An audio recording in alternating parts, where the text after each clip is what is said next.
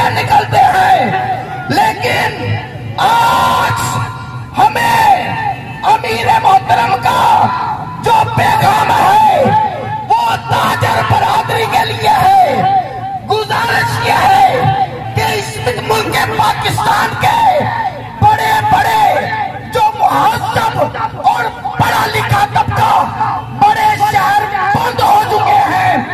हमने देखा है इंटरनेट पर के बड़े बड़े शहरों के बड़े बड़े बाजार जो हैं बंद हो चुके हैं। वो लोग समझ गए अपने मकसद के लिए नहीं निकले, बल्कि इस कौम पर जो जुल्म हो रहा है इसके लिए निकले हैं। जब भी निकलते हैं हमारा अपना कोई मकसद नहीं होता। हम जब निकलते हैं या रसूलुल्लाह की इज्जत के लिए